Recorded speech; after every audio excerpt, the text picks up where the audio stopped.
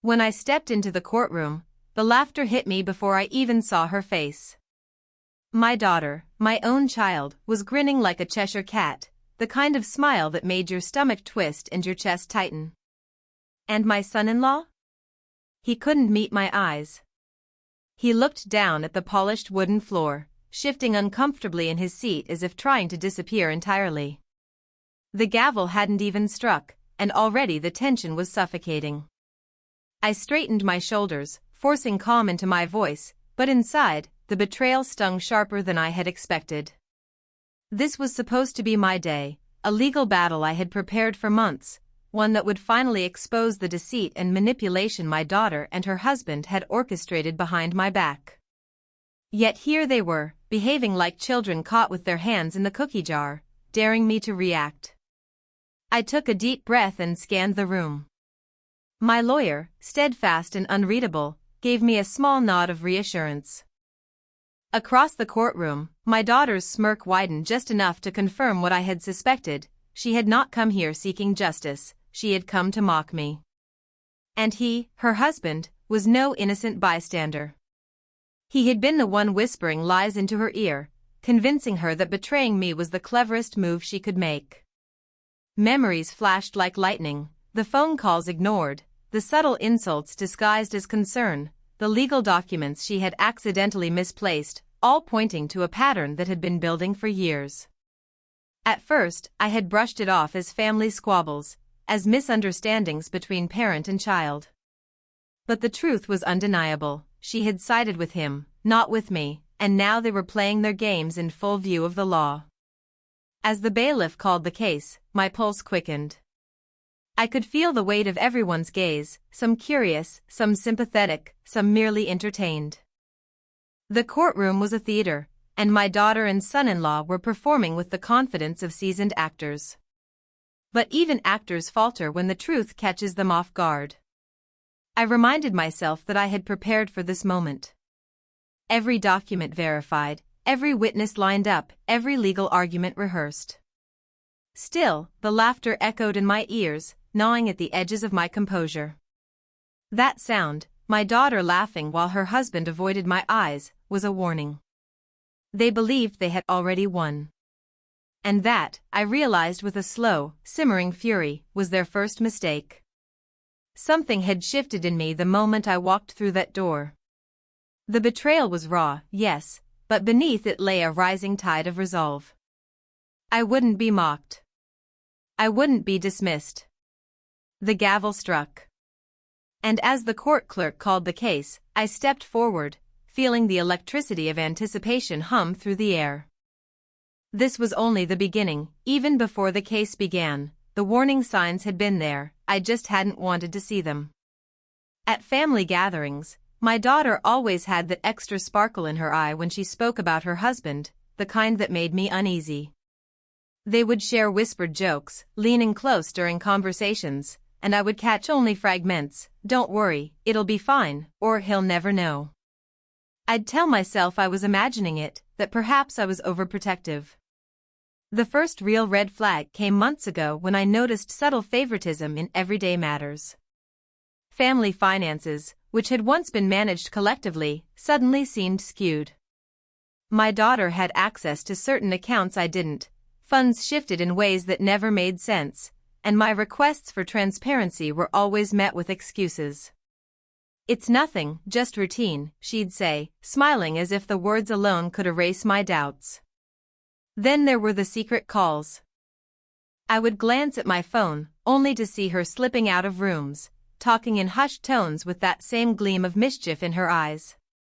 Sometimes I caught her husband hovering nearby, smiling slyly, as if sharing a private victory. Their closeness was no surprise. They were married, after all, but there was a conspiratorial energy between them, the kind that whispered secrets I wasn't meant to hear. Money matters grew even murkier.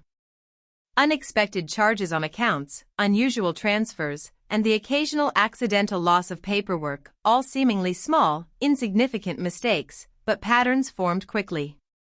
I tried to brush it off, but a creeping unease settled over me, gnawing at the edges of my peace.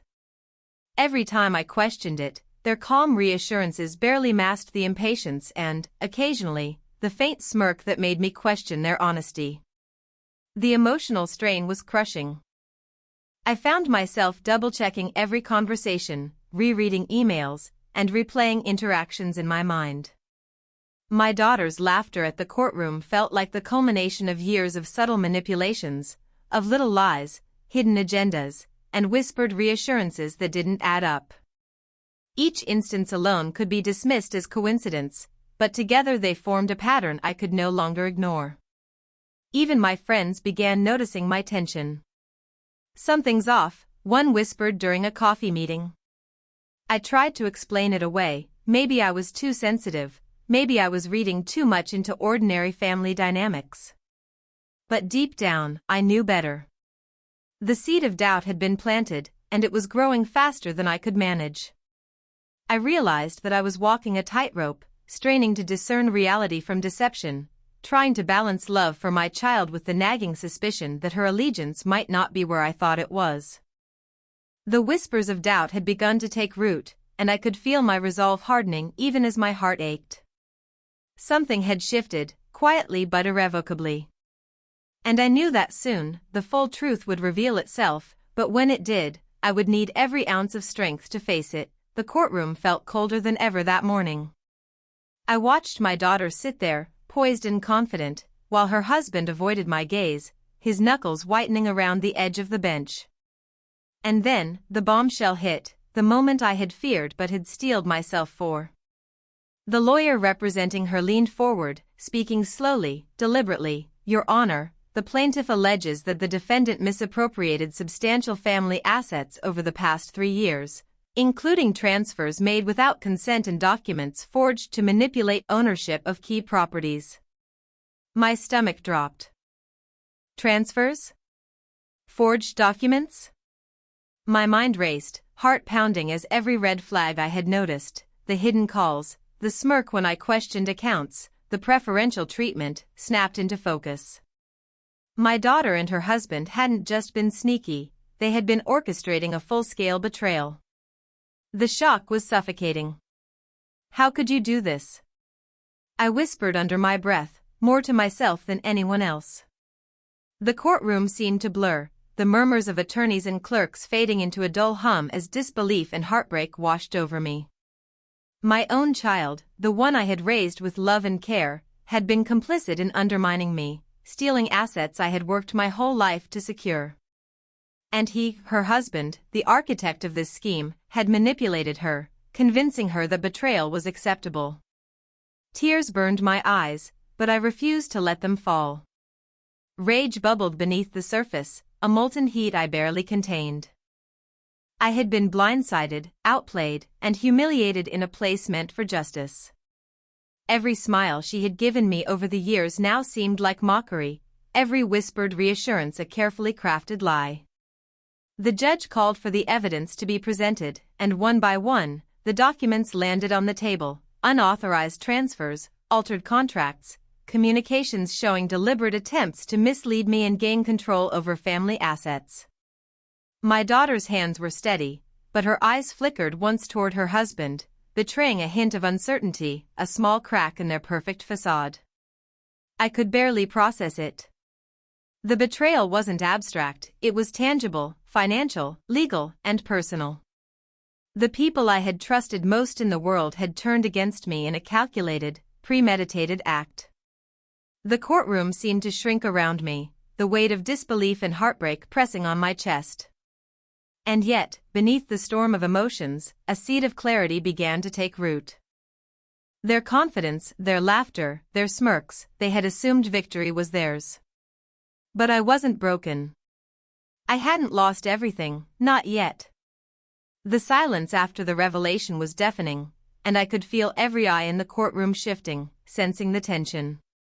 My mind began to sharpen, thoughts coalescing into a single, unyielding truth. If they thought I would be defeated by betrayal, they had gravely underestimated me. Somewhere between heartbreak and rage, I found resolve. This wasn't the end, it was the beginning. And I would make them regret ever underestimating the one person they had truly betrayed, the courtroom lights felt harsh, almost cruel, as I sank into my chair, the weight of betrayal pressing down like 1,000 stones. My daughter's calm demeanor, her husband's smug avoidance, it was almost too much to bear. My chest ached, my mind spun, but beneath the swirl of heartbreak and anger, something stirred, a quiet, burning determination. I replayed the months of deception in my head, each coincidental misstep now glaringly deliberate. The secret calls, the missing documents, the subtle manipulations, all of it had led to this moment.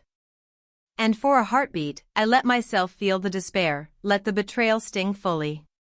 But then, slowly, clarity broke through. I realized something powerful. The people who had underestimated me had not truly defeated me. They had only shown me the scale of their audacity, and, in doing so, had awakened a resolve I hadn't known I possessed. It was in the small, humiliating gestures that I found my trigger. The way my daughter had laughed as I entered the courtroom, like a predator taunting its prey. The way her husband had refused to meet my eyes, as if hiding the guilt he knew he couldn't escape. That split second of arrogance, it ignited something inside me. I would not be a victim. I would not be mocked. I straightened my shoulders and took a slow, steadying breath. The sorrow remained, but it was now fuel, not chains. My mind began to shift from pain to strategy. Every document they had forged, every transfer they had hidden, these were not just acts of deceit, they were opportunities. I could use the very evidence of their arrogance against them. I could expose them publicly, legally, decisively.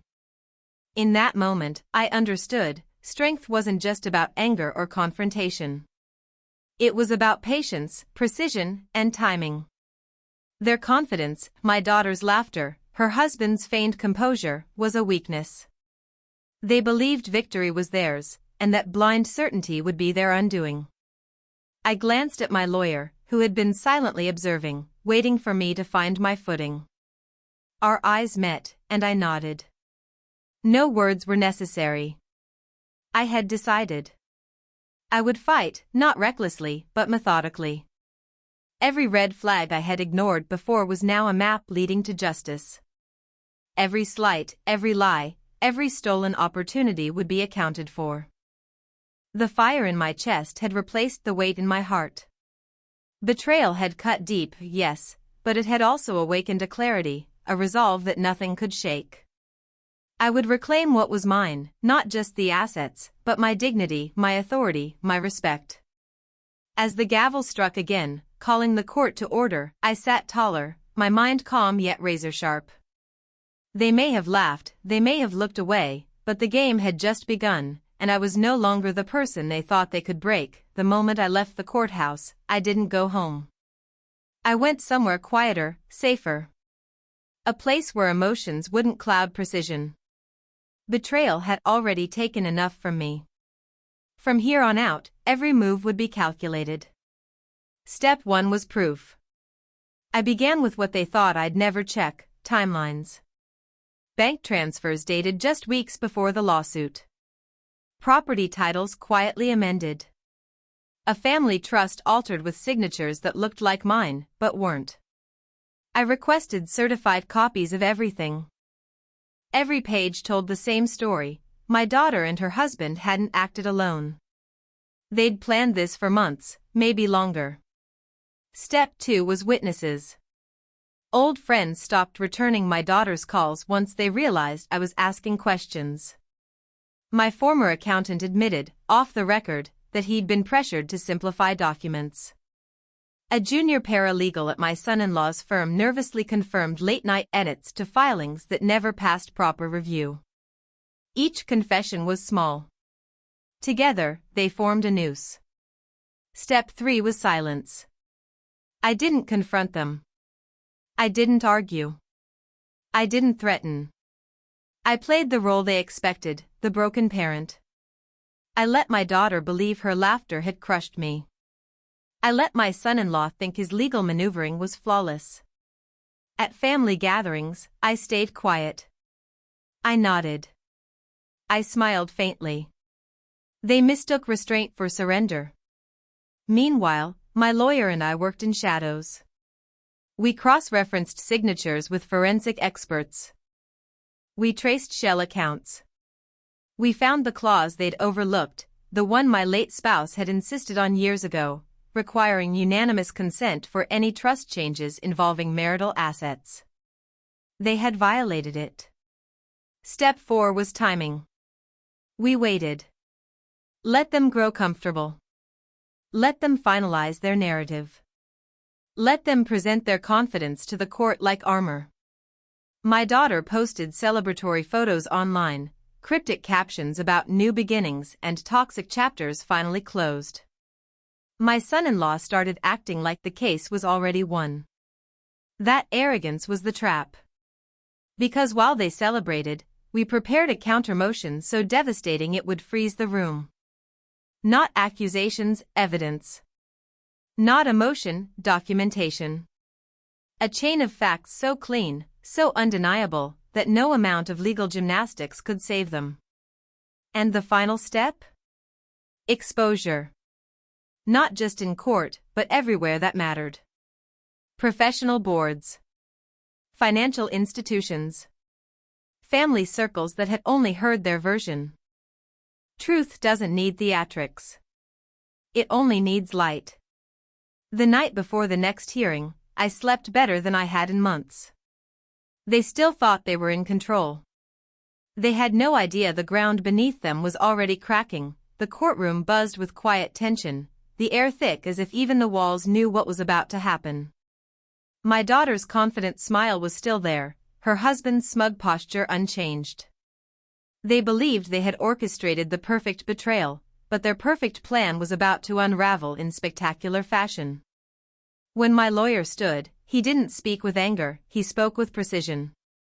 "Your Honor," he began, "we have uncovered evidence of deliberate misappropriation, falsification of documents, and violations of the family trust. The defendants presented a facade of compliance, but the truth is in these records." A stack of documents slid across the table. Signatures, bank transfers, emails, every lie meticulously planned, every deception now laid bare. The judge glanced at the mountain of evidence, eyebrows raised. My daughter's composure faltered for the first time. Her husband's confident sneer wavered as forensic analysis confirmed forgery beyond doubt. Then came the twist. My lawyer revealed an overlooked clause in the trust. Any unauthorized transfer of assets or falsification of signatures would automatically revert ownership to me. The judge's gavel echoed like thunder as he reviewed the clause. "By law," he said, "all properties and assets in question shall revert immediately to the rightful heir." My heart pounded as the weight of justice landed squarely on their shoulders. The courtroom erupted. Gasps, murmurs, and the click of cameras capturing every stunned expression. My daughter turned pale, her eyes darting to her husband, realizing too late that their schemes had crumbled. Their whispers, their secretive glances over the years, all meaningless against the sheer power of evidence. Financially, they were obliterated. Bank accounts frozen.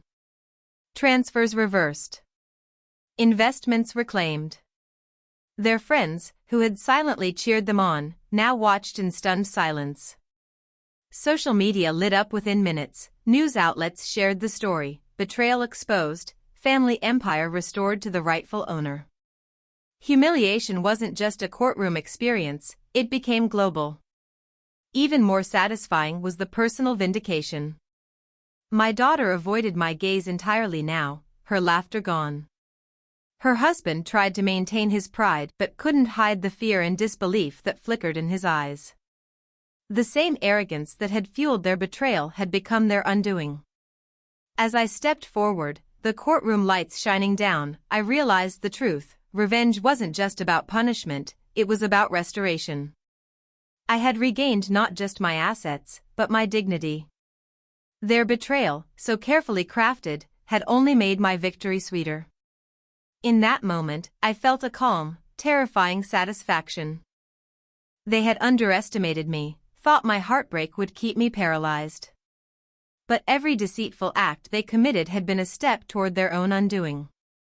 And now, justice, perfect, complete, and inescapable, had been served. The courtroom had emptied hours ago, but the echoes of the verdict lingered like a distant storm. My daughter's betrayal, once a jagged wound in my life, had finally been exposed, and with it came a liberation I hadn't dared imagine. The empire that had been threatened was mine again, not just in legal terms, but in spirit. The power, respect, and authority I had earned over decades were restored, and the weight of deception was lifted from my shoulders. News outlets splashed the story across screens and headlines: family betrayal exposed, inheritance battle ends in shock, justice served an unthinkable twist. Friends, colleagues, and even distant relatives reached out, offering support and admiration. For the first time in months, I didn't feel the sting of whispers or smirks. I felt strength, clarity, and, unexpectedly, pride. My daughter's laughter, once a knife twisting in my chest, was now silent. Her husband, who had orchestrated the betrayal with such confidence, was left to face the ruin he had brought upon himself. Bank accounts frozen, property reverted, social reputation in shambles, every calculated step of theirs had become their own trap. The irony wasn't lost on me. The very pride and arrogance that fueled their scheme had ensured their downfall. I walked through the restored halls of my business empire, each familiar corridor now a testament to perseverance over deceit. Employees greeted me with renewed respect, some even quietly mentioning how they had feared the worst before the truth emerged. The empire wasn't just mine again, it belonged to integrity, not manipulation. Yet even as I stood victorious, I felt a deeper, more personal satisfaction. Betrayal had a face, a name, and it had learned the cost of underestimating someone who refuses to be broken. My heart, once heavy with grief and disbelief, was now tempered with the knowledge that resilience, patience, and strategy could turn despair into triumph. To anyone watching this story unfold, betrayal can cut deep, especially when it comes from those you love. But remember, strength often grows in the shadows of deceit. If you've faced treachery, if you've felt the sting of someone you trusted turning against you, comment below, share your story, and know that you're not alone.